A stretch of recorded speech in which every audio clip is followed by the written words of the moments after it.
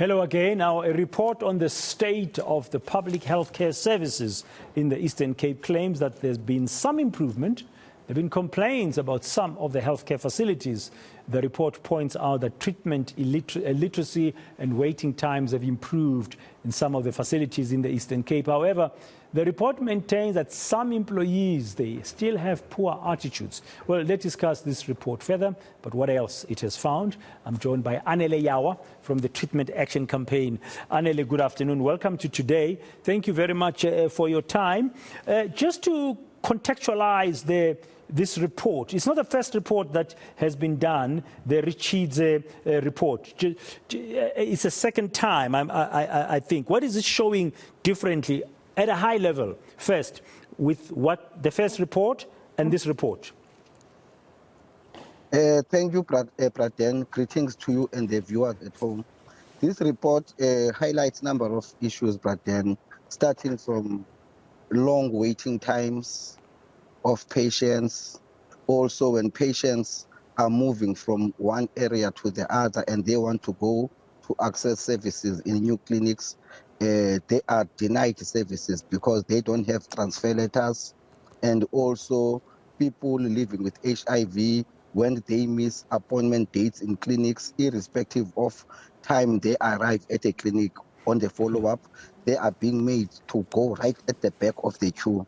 Going to issue of staff attitude. Many people here, Praden, were reporting about what they are experiencing in clinic in terms of staff attitude, where they feel like they don't want to go to clinics anymore because they are insulted, they are shouted, their status is being disclosed without their consent. I'm sure, Praden, you heard of what happened in Nelson Mandela Metro a few weeks back, where a patient was insulted by a nurse and a patient decided to go back home to bring in a firearm back to the nurse, and as a result of that, the clinic ended up being closed because of the nurses living in fear. It is these things that we are saying, let's work together with the department.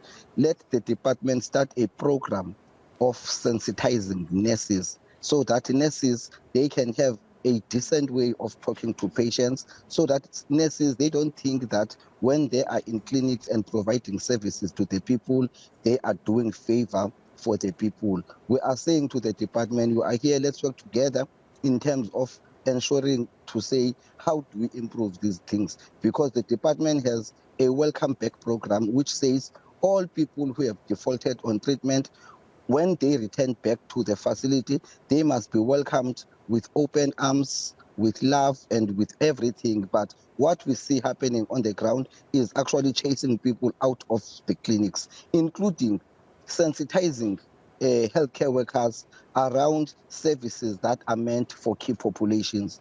LGBTQI community, sex workers, men having sex with men, people who are using drugs, they have reported on a number of cases, and it is reflected on this report that when they go to clinics, they feel undermined, they feel that their rights are violated, and as a result of that, they prefer not to access services within public healthcare. They rather go to pharmacists and buy medicines. We cannot afford that.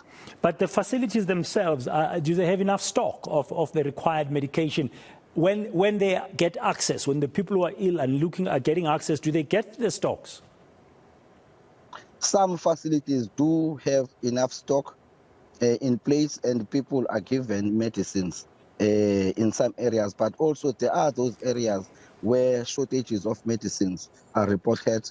But the good thing about it, Praden, this report, Tuesday, we presented this report to the MEC office of Eastern Cape, the HOD, and the entire team, and they looked at it because it was our view that before we release this report, it is important that we present it to the department in order for the department to be able to start making plans of how to respond to these issues. We are going to have a follow-up meeting with the MEC and the entire team to look into details, but we said on the follow-up meeting, we need to invite district chief directors because most of the problems that are reported here are happening at facility level, and these facilities are under the stewardship of the district chief directors. But this latest Richidze report, overall, from what you've said, reveals that there are some improvements in the quality of services over the last year, but there are still challenges in terms of waiting times, for example, as you said, also the staff attitude, the attitudes of the staff. What about refills? I remember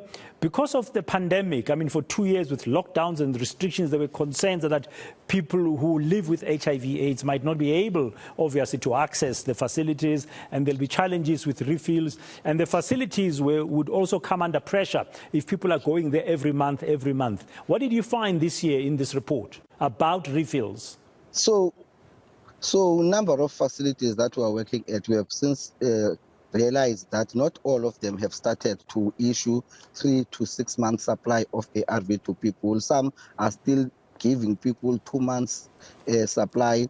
Yet in our last meeting 3 weeks back with the Director General of Health, he told us about the policy, that they have signed the policy which will allow people to be given 3 to 6 months supply, and we are still looking on that. But the report now also shows that people are still given 2 months supply of treatment, and we are calling for people living with HIV to be given 3 to 6 months supply, so that people cannot keep on going to these facilities more, especially people who are stable on their treatment.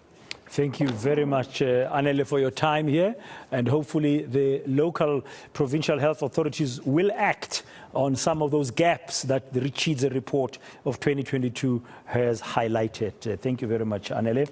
That's Anele Yawa from the Treatment Action Campaign.